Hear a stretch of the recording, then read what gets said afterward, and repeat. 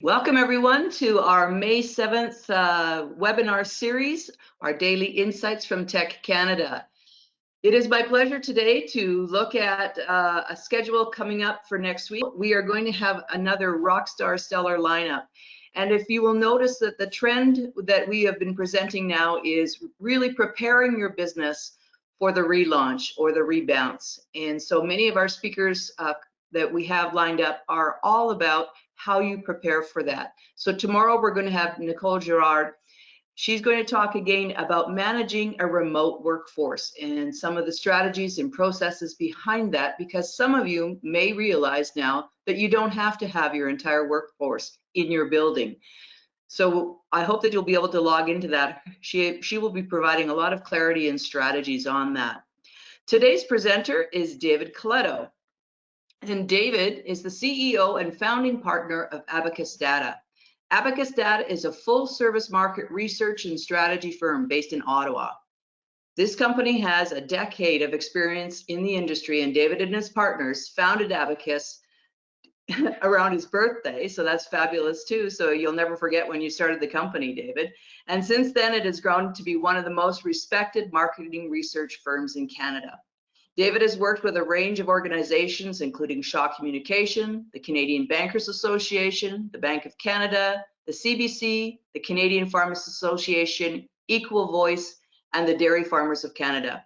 He is also one of Canada's leading experts on generational change and millennials, and he is regularly invited to speak to groups across Canada. He has earned his PhD in political science from the University of Calgary, my alma mater. And I won't go into all of the other great acronyms and numbers and letters behind his name, but David, I'm going to turn it over to you to share with us your expertise and acumen about what we as Canadians are seeing moving forward. Welcome, David. Thank you so much, Ruth Ann, and pleasure to be here. Thanks for everybody for tuning in. Everyone always asks when they meet me for the first time after hearing the bio, how old am I? I am older than my company, despite sometimes people wondering that. I'm about almost 40, so the youthfulness sometimes fools people, but I've been studying public opinion, looking at market research for almost a decade and a half now in various iterations. And one of the things that's quite clear, and I think it's clear to all of us who run businesses, are leaders of our teams, is we are going through an unprecedented moment in our history, something that likely none of us have ever experienced before. We're living through it ourselves. And so from a researcher's perspective, this is a really fascinating moment to look at how the stages of this crisis have evolved from the public's perspective. And I think for any business, whether you're consumer facing, whether you're B2B, whether you're a charity, a nonprofit, whether you're a government organization, I think bringing the public's perspective, whether they're your customers, whether they're your employees, whether they're your stakeholders, into view helps you, I think, understand how to speak to them, how to sell to them, how to serve them in the best possible way during these really difficult times. So what I'm hoping to do today is walk you through some of the data that we've collected and look at it from the lens of whether you're a small to medium-sized business, whether you're the leader of a larger organization, giving you some insight into what I think it means and why it matters. I will say that over the course of this presentation, I'm going to be sharing data from one of or more of the 6 surveys that we've completed since mid-March. So we've been regularly going into the field, interviewing at least 2,000 Canadians, representative samples by age, gender, region, education. And so over the course of the last month and a half, we've talked to almost 12,000 or more Canadians about this. And I'm only going to give you a snapshot of what we've seen, but if you've got other questions or other cuts of the data that you're interested in, I do encourage you to reach out to me after and we can have a conversation. I will also say that I'm a recent I guess, convert of the tech community. I joined a group here in Ottawa just a few weeks ago and already have really found great benefit. And our chair, Mark Sutcliffe, and the whole group that I'm with has been really helpful, especially during this really strange and for me at times difficult period. But let me get into what we're all here to talk about. And I want to start with really thinking about where we are in this crisis. And there's different frameworks in terms of understanding the evolution of any crisis and how different stakeholders, different audiences might be reacting. I'm always thinking through the eyes of the public more generally.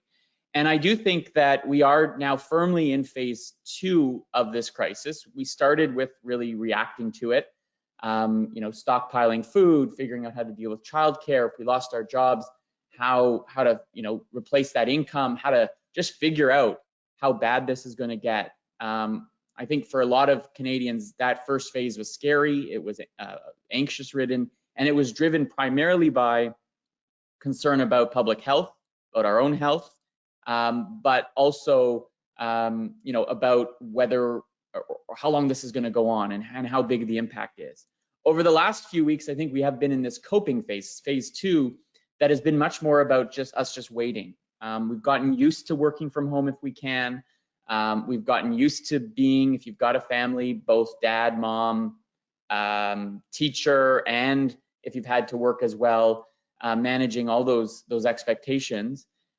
We've figured out how to entertain ourselves without leaving the home too often. We've gotten used to using technology maybe in ways we haven't before. So it's very much been a coping period. But I do think we are on the cusp of entering a new phase of this, what I'm calling the reset phase, where legal restrictions are going to start being lifted in terms of what we can do. And until we have a vaccine or an effective treatment for COVID-19, we're not going to hit that phase 4. And so phase 3, I think, is a critically important period for many businesses, because this is the moment where more of your consumers are going to be emerging from their homes and really starting to think about, particularly if you're consumer facing, if you're in the retail, service, hospitality, tourism sector. But if you're clients and you serve those customers, they too are going to be thinking about this, whether I feel comfortable doing it. And you're going to see a theme today in my talk about the difference between being able to do something, that's sort of at one level, and the comfort level that a consumer will have in actually going out and doing it. So all the talk about reopening the economy from different provinces, now we've got BC's plan as of yesterday, means nothing if nobody shows up. And how as a business can you make both your employees more comfortable as well as your customers more comfortable coming and interacting with you is going to be a big part of my presentation today. Now, certainly, there's theories out there about what's going to change and what's not going to change as a result of this pandemic, and no doubt there will be some changes. I'm of the view that everything will not change. Human instinct is still a really powerful driver, and so we will, I think, come back to some of the things we really crave and need in our lives, even if we couldn't have had them for the last 8 to 10 weeks. But on some areas, I do think, some of the shifts that I've been monitoring in terms of public behavior and public attitudes are going to just simply accelerate. So a move to a more digital first experience, whether that's how we work, whether that's how we interact with organizations, how we shop, how we make decisions. We saw younger generations kind of leading on that. They typically do. But I do think that for everybody now, regardless of how old you are, you've had to operate in a much more touchless environment, which often means digital first. And I think that trend will continue and in fact, probably get much stronger. And if you aren't digitally first, if you aren't thinking about how to integrate your services, your offering, your communications through a much more digital platform, you should be, that should be the top of your list in my view, once you've dealt with the more immediate emergencies. We're certainly going to see a much more flexible work. More and more stories every day are coming out about employers now reconsidering the need for as big a physical footprint, particularly if they're office-based work. I've heard a number of businesses here in Ottawa, are reconsidering shrinking their footprint, recognizing that actually we can be pretty productive if we're forced to work from home. And you're going to find, I think, a lot of employees may not want to work every day at home, but we'll see a lot of preference and a lot of value and appeal in working some of the time at home. And that's because home has become fundamental. It's always been important. It's where, as they say, our heart is, but it's where everything has been for the last 8 weeks. And so much more of our experience at home, whether it's cooking more at home, entertaining ourselves at home, shopping at home and having it delivered to home, has become much more formalized over the last 8 weeks, and I think that trend is likely going to continue. But as I look out to the horizon and I say, okay, so where are we going? You've heard this term new normal. I think it's been used incessantly. It's going to likely be the, if social distancing or physical distancing isn't the Oxford Dictionary's word or phrase of the year, maybe new normal likely will. But to me, it's as leaders, you're starting to now, probably over the last few weeks, think about, okay, what's next? I've reacted to this crisis. I've stabilized my business, hopefully. How do I start planning and making adjustments and changes that are going to allow me not only to survive the next 6 to 8 months, but maybe thrive and grow and innovate in this process? And I do think public opinion and market research can help clarify that path, obviously. And I think thinking about what the right bet to make is critical, and data can really help on that. So I want to start by starting at the beginning, because sometimes we overlook just how important base attitudes and perceptions are in understanding how consumers are going to react. So I want to spend a little time, even though there's been some attention to this in the press, around how Canadians are feeling about the pandemic. And I start at the most broad area, and that's a question we ask on every wave. And you can see on the bottom here how many waves of this research we've done on this question. Is we ask people, well, how worried are you right now about the pandemic and the situation around it? And you can see that it's flattened. So there was a period over February into March in which the percentage of people who said they were most concerned, extremely or worried a lot about the pandemic, really accelerated and increased from 12% in early February up to 40%, which is really about the peak into March, and it held into early April. We've seen it ebb and flow a little bit 1 week to the next, but more or less about a third or more of Canadians are still very concerned about what this pandemic means. Now, on the flip side, we also ask people, are you getting more worried about this or less over time? And you can see that, there's still a lot of Canadians, about a third, who continue to say to us, I'm getting more worried about this. And understanding what's driving that concern is a big part of what I'm doing, because it's shifting over time. But it's also see this growing number of people who are feeling more optimistic, maybe more impatient, maybe more willing to move past this, that the virus in Canada doesn't, particularly in most parts of the country, Montreal, some urban centers, maybe a different experience. The peak is past. Maybe we're flattening the curve. The spread of infection is slowing. And so we can start to feel better that we're going to get through this, at least from the health perspective. But the big thing I'm thinking about today, and as we talk about reopening the economy, about schools opening, retail opening, is that 69% of Canadians in a survey we finished this week said they are really or somewhat worried about a second spike in COVID infections. And so to assume again that just because we're opening the economy, people are going to rush into it and want to get out and do the things they couldn't have done for the last 8 weeks, I think is a bad assumption. And some will and some won't, and understanding the nuance of that and how to serve it and how to be there for people on either side of that divide is a really important part of, I think, your job as leaders in managing it. When we ask people what are they worried about when it comes to the pandemic, and this list has expanded and changed over time, you can see that at the top of the list, 69% say they're either really or somewhat worried about that second spike in infections.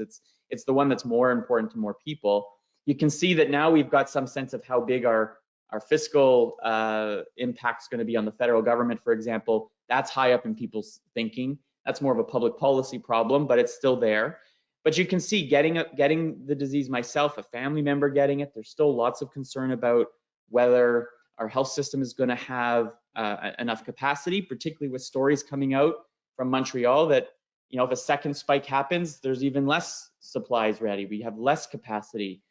These are all big things. And some of the financial impacts come farther down on this list. Long-term financial situation, not being able to pay bills, 33% is still a large number, but much lower than some of the other factors. But what's important is what's driving people's concerns. I'm going to show you this strange chart now. And this is my way of visually explaining what matters in whether someone is worried about COVID-19 right now or not.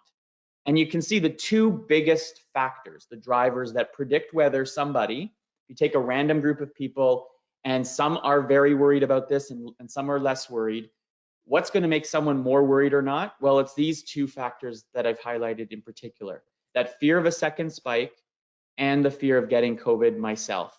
And so as we think about reopening, as you think about bringing your employees back to the workplace, how to serve your customers in a way that makes them feel comfortable, we have to remember that people, while they're worried about finances, they're worried about the economic impact, they're still concerned about the capacity of our health system, that at the end of the day, someone, if half this country is pretty worried still about this pandemic, it's likely driven by that fear that I'm going to get it.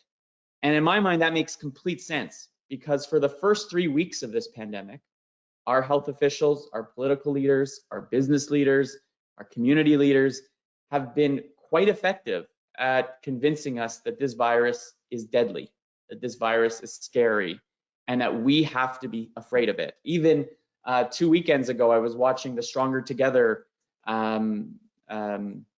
broadcast. We had all the Canadian artists and sports figures and leaders on, sharing and talking about their experience. But underlining that positive story was a pretty negative one, because they told stories about all different Canadians who've experienced COVID-19, from young to old, and what it's done and how scary it's been for a lot of people.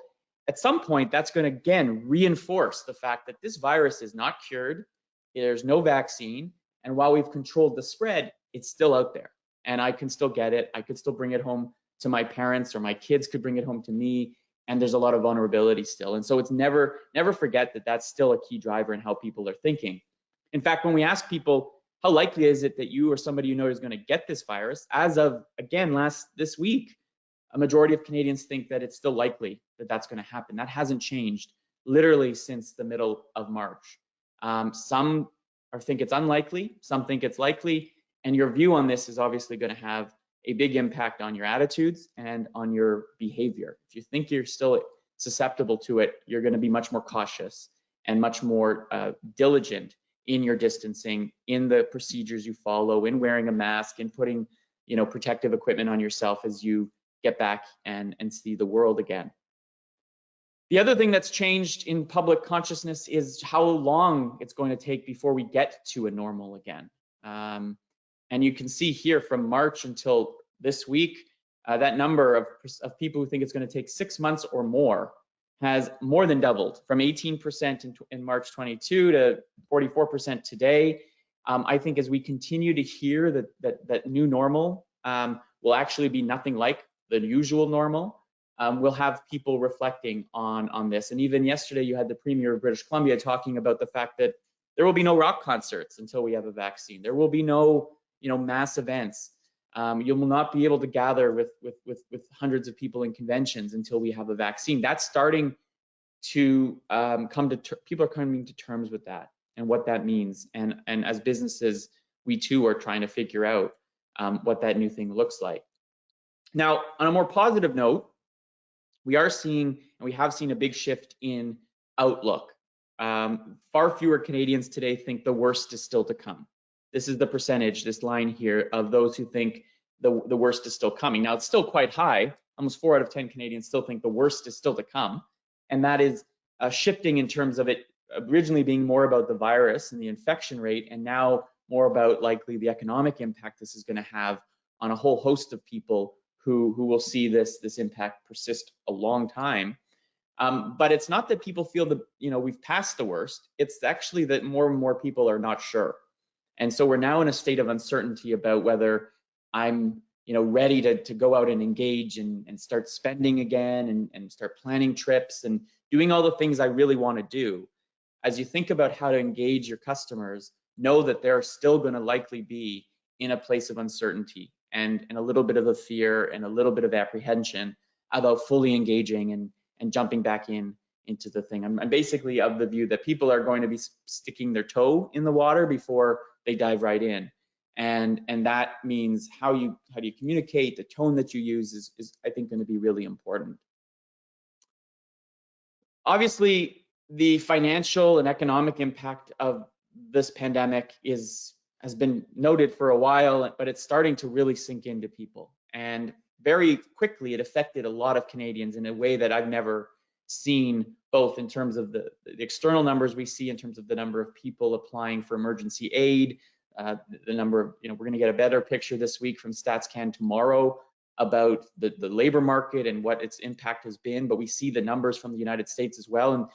And at the same time, we're getting signals maybe from the market that the economy isn't that bad, right? The market's doing well. It's maybe more optimistic than a lot of Canadians are.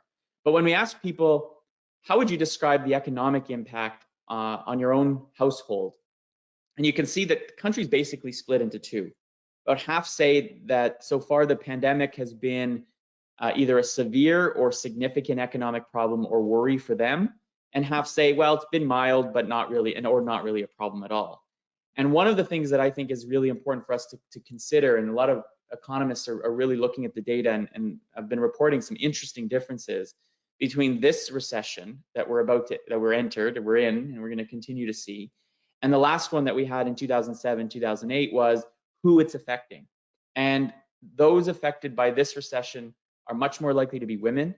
They're much more likely to be in the service, retail, tourism, food service, hospitality sectors.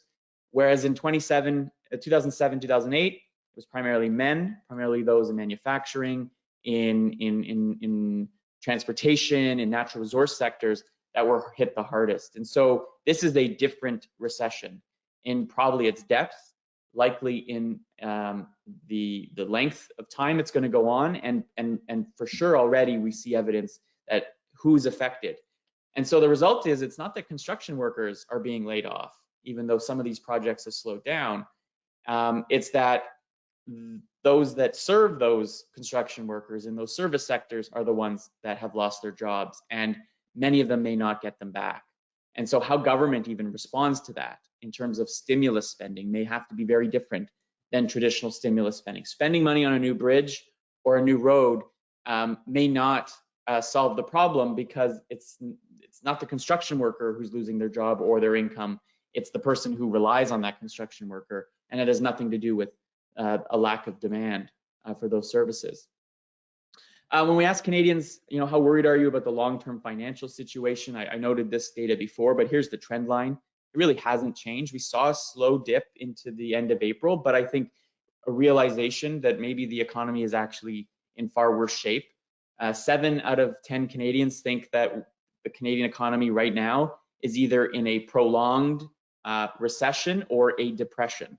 Again, when we compare coming out of the last recession, we saw nothing close to that level of concern about the economy. So much so that 1 out of 4 Canadians, writ large, not just working Canadians, but if you look at the whole population, 1 out of 4 think they're worried or somewhat worried, really worried or somewhat worried that they're going to lose their job or their job will disappear. And so that is an indication of the insecurity and the vulnerability that many people are feeling right now. Now, I'm not going to spend a lot of time on our public response, but I thought it's worth noting just some of the shifts that we're seeing. Interestingly, despite how difficult this period has been, we regularly track whether Canadians feel the country is headed in the right direction. And you can see this number is up 11 points in 2 months. For much of the beginning of 2020 and all of 2019, far more people felt the country was headed in the wrong direction than in the right direction. That's reverted. I think it's an indication that despite how challenging this moment is, we have a sense, particularly when we look to our friends down in the United States, that our country at least is on the right track. Governments are working together, businesses are doing all that they can. It seems like we're sort of all more or less rowing in the same direction, and that's giving Canadians hope that they're going to be able to get through this. When we ask about how well the federal government's performing, you can see these are extraordinary numbers. 87% in our last time we asked this at the end of April said they felt the federal government was handling the coronavirus situation well, or as well as can be expected. That's again, remarkable numbers. When we ask people to reflect and respond to the government aid package, you can see very few, 3% say the government's done too much. If you reflect on the fact that they've spent maybe $150 billion in just about a month and a bit, and that 1 out of 5 Canadians think they haven't done enough, demonstrates the level of concern and understanding that I think the country feels about how big and challenging this all is. At the provincial level, when it comes to provincial governments where we have large enough samples, we see the same kind of pattern, high general approval for governments even that only months ago were quite disliked. If you think about Doug Ford in Ontario, you know, we had negatives in the 70s, now he has positives in the 80s. It's like literally 180-degree flip or not quite, I guess, 90-degree flip in terms of how people have viewed the premier, and I think it's a reflection of that. The other thing I want to just share a little bit of data is how our behaviors are shifting. And to me, one of the things that I'm most interested in terms of the long-term implications of this pandemic is the fact that, you know, people typically say you form new habits after about 21 days of doing something. So for almost all of us who've been stuck at home, you know, we've been doing this for more than 21 days. And the other day I was having a conversation with one of my colleagues, and you know, every morning we talk and we reflect on how we're feeling, which is a really good exercise just for us to sort of, you know, when we're feeling good, when the sun's shining, we're probably in a more positive mood. But we both agreed that, you know, although we are still concerned and worried about, you know, this whole pandemic, we were feeling a little bit more normal, right? That we were getting used to it. And to me, that's a really interesting perspective, because if we're going to end up doing this for 10 weeks, as we transition away from working from home, doing everything from home and getting out there, as much as transitioning into this new life was challenging and disruptive and felt off-putting, there's a chance that going back to some is going to feel off-putting and insecure. So we have to also recognize that reopening things, re-emerging from this is likely going to have some effect on how people respond. But what's clear is that these new habits, these new behaviors are something that both presents an opportunity for businesses and whether it's consumer facing or B2B facing or business facing organizations, and also a lot of threats that have emerged, not just because people will have less money and businesses are going to be constrained in their revenue and their spending, but just in terms of how we interact. So when we ask people to imagine a world where there's no vaccine yet, do they anticipate doing more or less of a number of things? And not surprising, you know, half of Canadians say they will likely be making more food at home.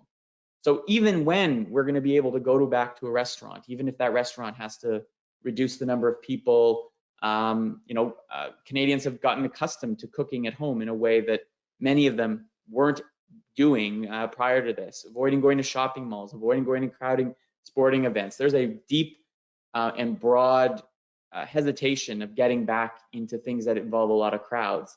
43% say they will be traveling out of Canada less than they usually do. 35% taking public transit less. 46% report they're going to be buying luxury items less. So whether it's health driven, whether it's finances driven, you know, this is going to be a deep recession that affects a large portion of the country. And so the implications on consumer behavior are going to be pretty profound. Now, one of the things we released yesterday in a study we did, I was on CBC last night talking about it, was we tested a number of scenarios and under what conditions, you know, before a vaccine is found, will consumers or users feel comfortable using them? And I'm going to share a few of these with you today. One is just taking public transit. I live in Ottawa. Our transit system was under a lot of pressure, wasn't working very well before. Now there's nobody using it. But as we open up the economy and more people have to go back to work or feel comfortable going back to work, are they going to get on public transit? Where here in Ottawa, our traffic would be insanely bad if a third or more of people didn't use it to commute to work. And so when we ask people, are you comfortable enough already? There's no way you're going to go and ride a city bus, for example, until there's a vaccine? You can see 7% say, I'm good to go now. 1 out of 4 say they won't be comfortable really until there's a vaccine. So that suggests that public transit use is already going to be affected. But when we look at the 69% who say, well, I'll ride, but I've got a number of conditions, and we ask them, what are those conditions? You can see the range of things: cleaning surfaces regularly, creating enough distance, reducing the number of people that are on these buses at any one time, 51% want people to wear masks, being required to wear a mask while you're on a bus. And the importance of trust and reputation also emerges. So this suggests that, for a lot of people who are open to using it, transit systems across the country are going to have to implement new policies to make people feel comfortable doing it. In the same way, when we ask about going to a mall, similar numbers say they're ready to go now. About similar numbers say, well, I'm not sure I'm going to step foot in a mall until there's a vaccine. But you can see some of the nuances with what the conditions are. Far more people say, well, you got to clean everything. There's got to be distance, and you might have to reduce the number of people. Slightly fewer from a mall perspective say you need to wear a mask all the time, but trust goes up. So if I've got choices on the kind of mall or shopping center I'm going to go to, maybe I'm going to go to the one that I feel is going to keep things clean, that are going to follow the procedures that they put in place. They're not going to go lax and let a whole bunch of people in that they shouldn't. Those are going to be important considerations. Other things that are changing. We were doing some work in the food sector, and we looked at, in the past week, have you done the following? Ordered groceries for delivery, ordered groceries on Amazon, subscribe to one of those home meal kits like Good Food, which come to your home, and you can see millions of Canadians are reporting that they're doing this, and many of them are doing it for the first time. And so if you get used to doing your grocery shopping online, if you get used to buying clothes online, even if you didn't like it before, my sense is that these are new habits that might persist after, as people get accustomed. The thing I've learned, both in my own business and in doing the research that I've been doing over the last few weeks, is a crisis like this creates opportunities to introduce yourself to customers and prospective clients and stakeholders in a way you were never able to before. And so new forms of competition, new sources of competition, both are threats to your organizations if you've had a good market share and you're trying to protect that, or if you're trying to emerge into a new market, this is the best time to do it if you've got a good product or service and you've got a good story to tell. The other side of this is also, though, we're thinking about now, how do I integrate my team back into the workplace? Particularly in my case, we've got an office. We've been working from home for 8 weeks. We asked employed Canadians, what would it make you feel comfortable going back to an office? And we use the same kind of design for some of the others. You can see that 12% say, I'm ready to go back in. In fact, only 17% say, much lower than some of the other scenarios, that I won't be comfortable until there's a vaccine. But you can see cleaning and that image of a cleanly, clean office space, having some distance. You might even have to reduce some of the number of people. Wearing masks, less so in an office, but still some say, I'm going to feel most comfortable if people are required to wear masks. And you can see the importance of trust again, that if my employer says they are going to put in a protocol in procedures to keep me safe, whether that's the number of people in an elevator, whether that's how regularly my desk or workspace is cleaned, whether I'm encouraged to clean it before and after I leave, all of those kinds of things are what we're all starting to think about. And Canadians have clearly told us in our research that they want to see that, and that if fear of contracting this virus remains a priority for a lot of Canadians and a key driver to their behavior, that's going to be particularly important. Some other things just to consider. We released this today, so you're basically seeing it for the first time. We asked parents of either elementary or secondary school age children whether they are likely or not to send their kids back to school if they open in the next few weeks in their area. And here again, you can see that the assumption that parents are just ready to get their kids out of the house so they can get back to a normal life is a faulty one. 35% say they're either certain or unlikely to send their kids back to school. Another 1 out of 5 say they're not sure at this point. Just because they're open doesn't mean parents will do it. And I think the same is true for consumers. I think the same is true for employees. So it's going to be a far more complicated and nuanced and long-term reopening than I think some hope for. And a big part of that is, if you've got kids and some of these, and we're already headed towards summer, so even if schools open, it's not going to be a very long period of time. And what do you do if you can't find camp or other, if you usually put them in camp or some kind of activity that may not be available? That's going to create new challenges for us over the summer months. And if just to understand what's driving parents, one of the most important factors in predicting whether you're going to feel comfortable sending your kids back to school or not is how worried you are about the pandemic. Those who are extremely or very worried about it, almost half say they're not likely going to send their kids back to school. That's 20 points higher than those who say they are somewhat or not that worried about it. And that reflects the importance in the driver of this base understanding, this base perception. So let me wrap up this sort of thinking about change section, and then I'll wrap up for my final section is how I'm thinking about the way that consumers and employees and stakeholders are going to be reacting to this new world that we're about to enter. And we had pre-COVID levels of consumption, of behavior, of thinking that were changed as a result both of the virus scaring us into changing our behavior and legal restriction forcing us to do things differently. But once both of those seem like they're in control and restrictions are lifted, we will be free to return. And the research questions that I'm asking, that I'm exploring now, are really different than how I might explore consumer behavior before this pandemic.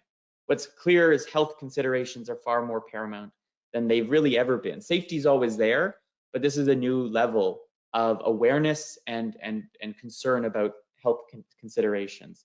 During the initial stage of the pandemic, one of the discussions about brand loyalty and brand was being discussed, that those were really thrown out the window. Brand didn't matter. If I needed toilet paper, I was going to go to that aisle and basically buy whatever was there. I didn't care whether it was Charmin or Royale or whatever. But I think as we move to the next phase of this, brand will actually matter a lot. Your reputation as an organization you can trust will I think serve you well. So if you've got a strong reputation in this kind of environment, that's a good thing to have. And if you don't, or you haven't developed that brand or reputation, now's the time to really spend time doing that and demonstrate to your customers and to your prospects that they can trust that you're going to live up to your word. As I said, new habits are going to mean new replacement of past behaviors and preferences, and you're going to have changing levels of competition. So as I look ahead to what this all means, the first thing to think about, and I often get asked is, well, David, how are Canadians feeling about how businesses in general have reacted to the crisis? And you can see that really good, in fact. In the survey we did in April, we asked people how are Canadian businesses, generally speaking, handling their response to COVID? And like governments, you can see overwhelmingly, most Canadians, vast majority of Canadians, in fact, are saying businesses have done well or as well as can be expected. Only about 5% are reporting negative feelings about the broader business community. Now, when we dig deeper and we look at different sectors, certainly a little more negativity towards airlines, particularly in the early days when people were canceling flights or trips, and the perception that they weren't being flexible or reasonable really did constrain them. But for the most part, there's not one sector out there that people look at and say, I'm pretty disappointed in how they behave. Now, we can find examples of companies or brands that have done maybe, how should I say this, stupid things that have gotten them not great press, that they've had to change policies. But I think we've all learned over time, and for the most part, people are feeling pretty good about both their employer, from an employer lens, and also from a broader business lens. But that doesn't mean they're willing to just trust you either, though. And that's an important thing to think about. When we ask people, which side of the open the economy, don't open the economy divide do you stand on? Are you someone who thinks we should, policymakers should go slow, err on the side of caution because there's still a risk that we could see a second spike? Or now that we've controlled the spread of the virus, do you think it's time to reopen the economy and move pretty quickly to do so? Far more Canadians, right? Like way more Canadians side on the let's take it slow, let's go cautious. Even Doug Ford, in announcing some new, the Premier of Ontario announcing some new policies related to opening the economy, made it very clear. He used the language, we have to be very cautious.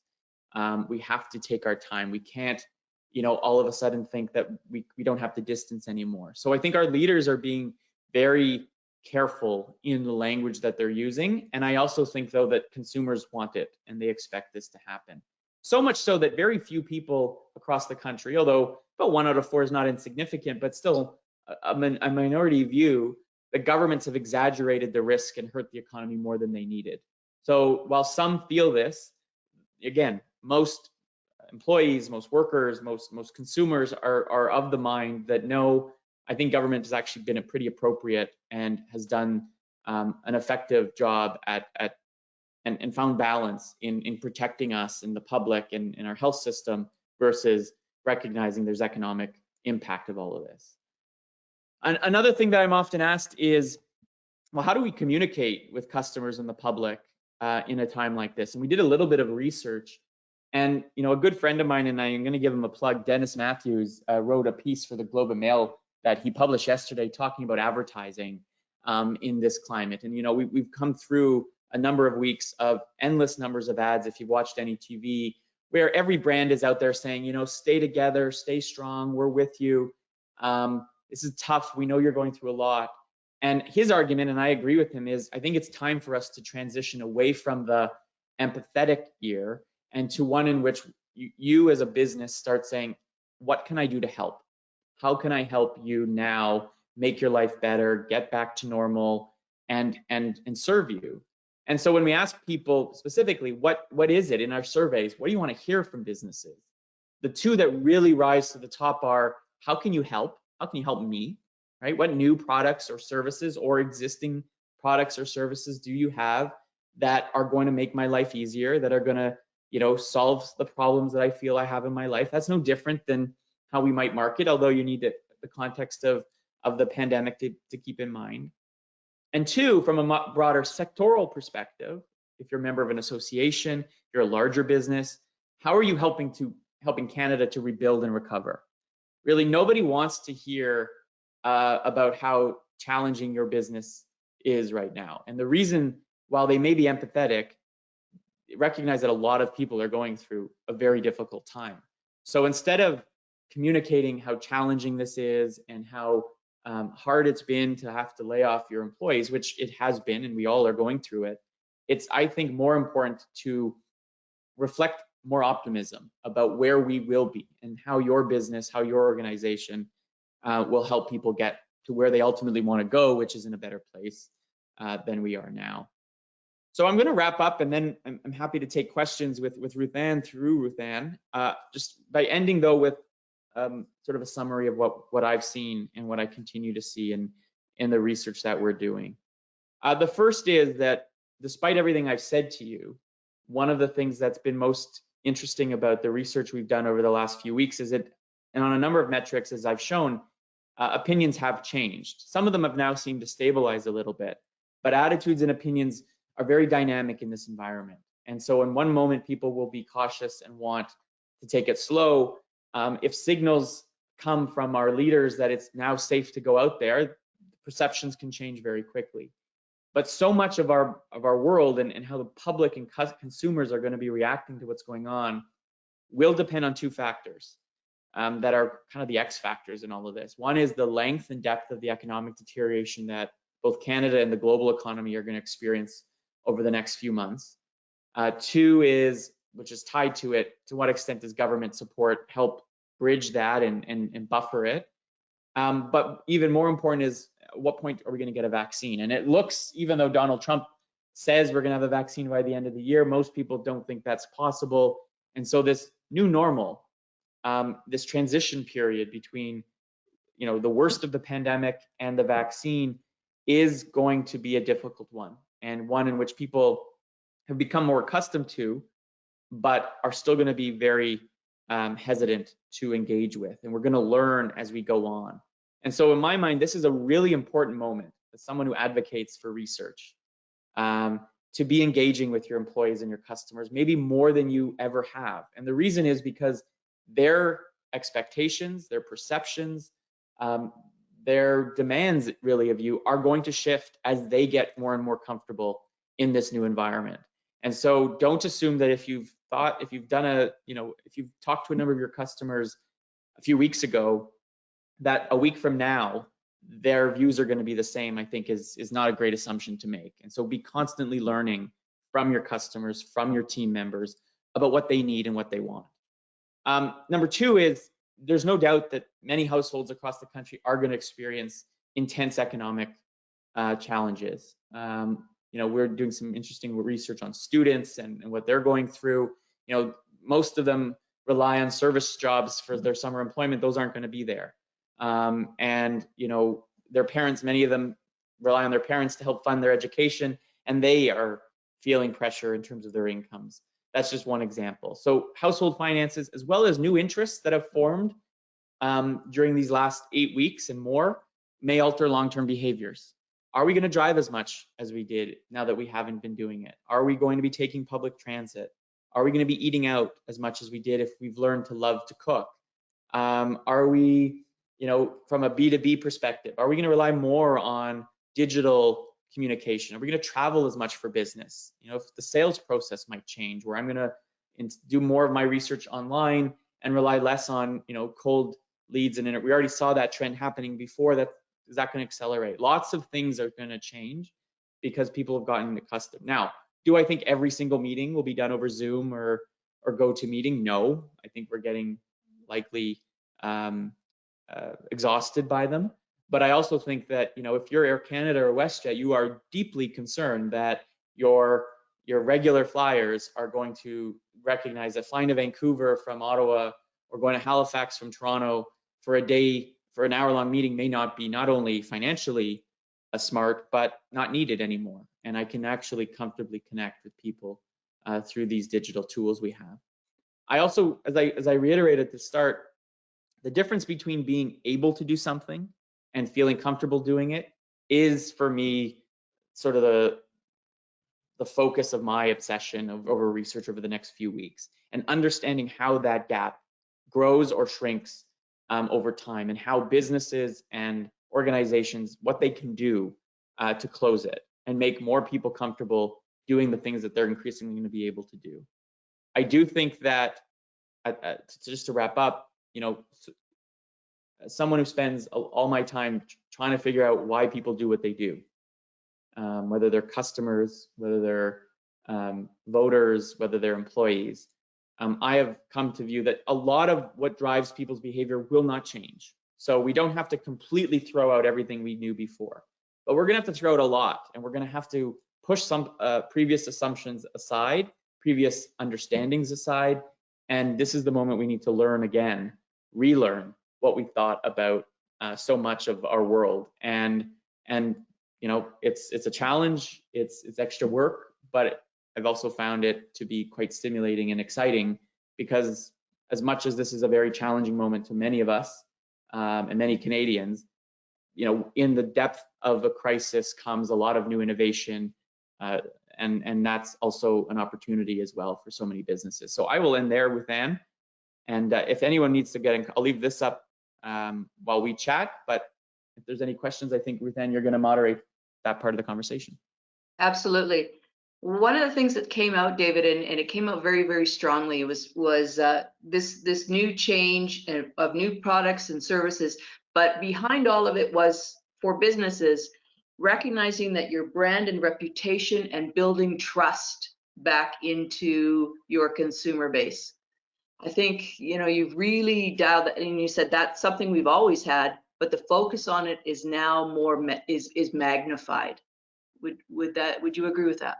Yeah, I think it is. And I think it's because the stakes seem higher to people right now, right? That it used to be, depending on your business, obviously, depending on the product or service you offer, that your reputation often was tied to, your reputation has always been tied to, do you deliver on what you promise you'll deliver on, right? Whether the product does what it says it's going to do, whether your service delivers on what it promises to deliver.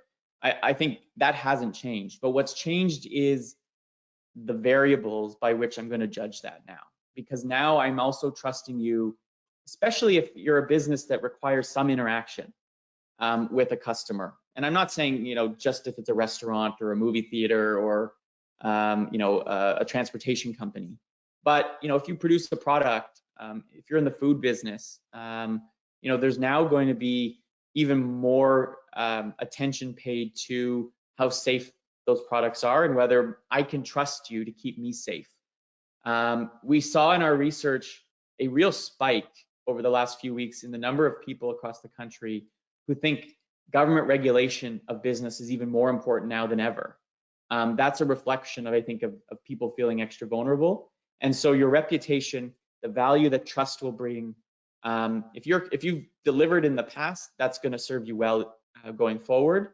If, on the other hand, you haven't cultivated that reputation, you may need to think about ways through social proof or testimonials or demonstrations about how others have trusted you, and therefore, you can as a prospective customer going forward. So there's a likelihood that those testimonials and that social proof will be even more valuable today than ever before.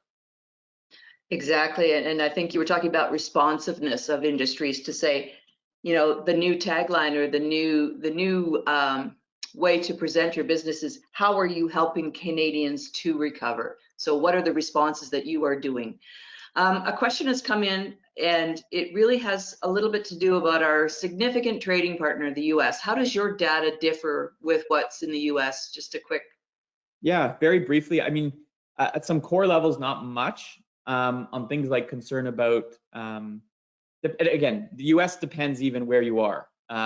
So there's a very different perspective in some more conservative Republican states, and politics plays a much larger role in the US on even things around the pandemic than it does in Canada. But I think if I had to sum up the primary difference, it's Americans seem more willing to sort of step on the pedal when it comes to reopening. There's much bigger divides politically around whether the virus is actually as scary as people say it is. And that affects, I think, the discourse, and it's a much more, I think, challenging environment for a business to be in.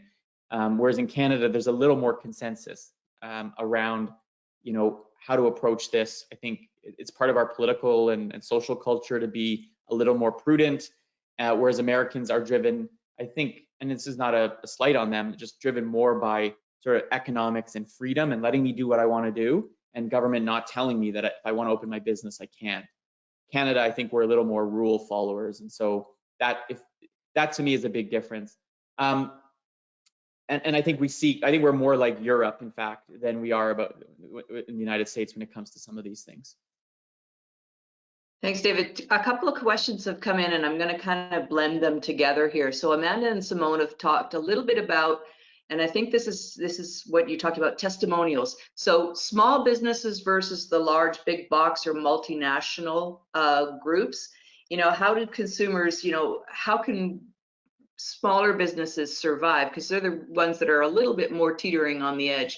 What can be some strategies for, putting their brand out there a little bit more?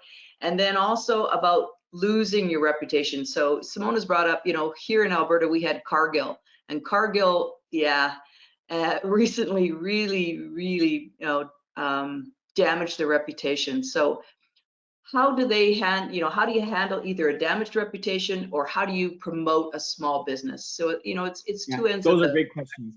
So on the small business one, I mean, yes, if you're a small business, if you're a retailer on a main street, this is a really difficult time. I think the first good news is, at least in the research we've been doing, Canadians are saying, where possible, I will try to help a local small business, right? I sometimes converting that intention is difficult because people will say one thing and maybe do another. But I do think that more than at any point that I've seen in the last 10 years that I've been doing regular research, this inclination to support local is there. And so that's the starting point. That's the foundation. You need to convert that. And so how do you do that? I think one is, and I think we've seen evidence of it, businesses that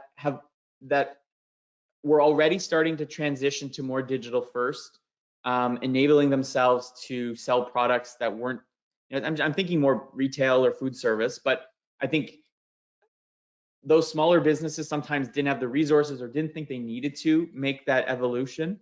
And now it's a must, right? In this period between opening up and no vaccine, you're not going to be able to have as many people walk into your stores. You're not going to have as much traffic. And so being able to be present and learning how to use digital marketing, which is not that expensive, and allows you to get in front of customers in a way that, you know, traditional advertising on out of home or radio maybe may be cost prohibitive. Thinking about the digital strategies you're using, I can just speak to, like, even in Ottawa here, you know, a lot of the restaurants that I like to go to on a regular basis have been pretty innovative, setting up Shopify storefronts that allow me to, you know, for actually pretty good value, get a, you know, a set menu of really good food that's more or less prepared. I just have to reheat it in my home. And for many of them, that's enough for them to pay the rent during the period where they can't actually open. But it's creating a new business line that they never thought that they could offer. So I do think it's about thinking about the range of tools you have and making sure that when I go out as a consumer and say, because our instinct, and we've learned this, Amazon has become an essential service to millions of Canadians. And now our instinct is, I don't know, what did I buy the other day? I need grease for my bike because I've been riding my bike a lot. So my instinct was, oh, I'm gonna go to Amazon and I'm gonna order it, and it showed up the next day. Now, my instinct should have been, I'm gonna look for a local supplier. So you need to counter that, and you need to be present as much as you can with your local audience far more. In terms of the second question, Ruth Ann, can you remind me of that one? So it's more about a damaged reputation. And, you know, you brought up Amazon there too. Recently here in Calgary at the Amazon distribution center, they had a very large COVID outbreak. So, you know, Cargill, Amazon, Purolator, a lot of these big companies have damaged their reputation because they haven't protected their employees, or the perception that they haven't protected their employees. Yeah, and I think the response is always about how do you react to it. I do think that most Canadians are understanding of how challenging it is, right? But they also expect employers to do everything they can if they're asking their employees to come back to work in very difficult circumstances, to do all that they can to protect them. And so you're right. I think reputation is extra vulnerable today, and it's extra vulnerable in part because people are paying way more attention to this than they ever had, right? If you mentioned the Cargill example in Calgary, one of the things that I think will come out of all of this is, I don't think many Canadians actually knew that 85% of our meat is processed through 3 processing plants, right? And that Cargill represents almost half of all meat that's processed in Canada, or something like that, right? That signals not only how important Cargill actually is to our food supply, but how fragile our food supply actually is. And so reputation in that sense, I think, is really important. And to me, my advice is always, and we've seen this from our political leaders, I think to a good extent, Canadians are willing to give people the benefit of the doubt. These are challenging, unprecedented moments. There's no playbook for how you do this. But what matters the most is, are your motivations sound?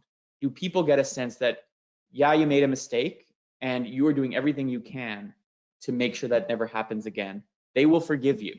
But if you demonstrate time and again that your motive is more about saving money or making a profit than protecting your employees, that will sting, and it will be harder to forgive you down the road. That's excellent. Yeah, that's all about that, building that trust, making sure your reputation, standing by that. We've got a couple of minutes left here, and I just want to touch on some of the key points that I pulled out from is that digital is going to be the leading.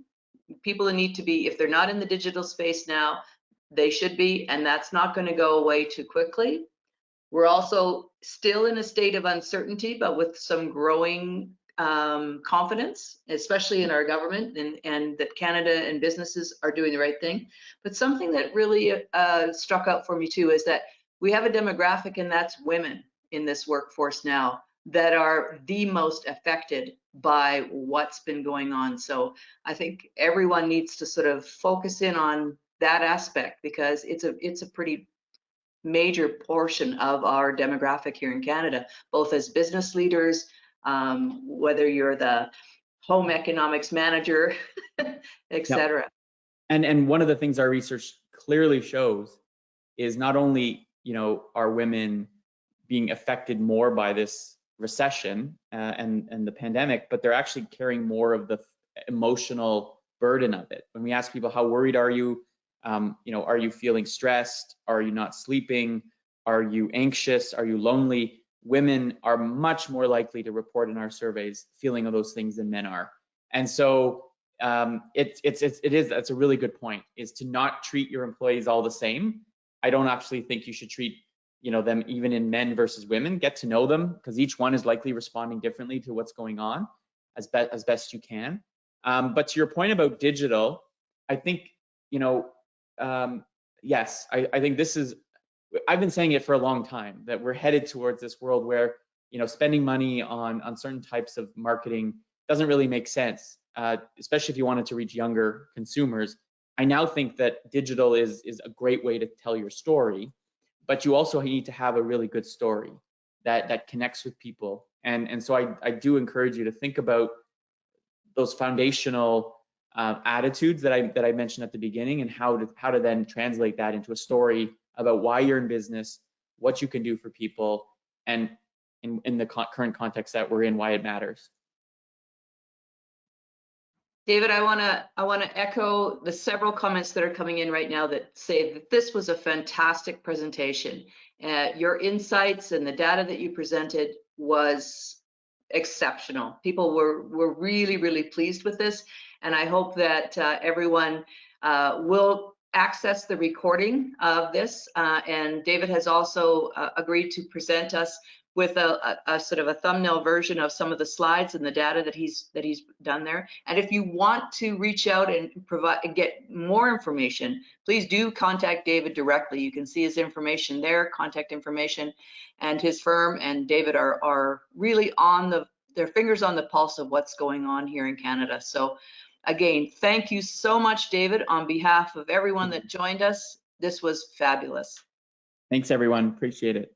Take care. Thank you.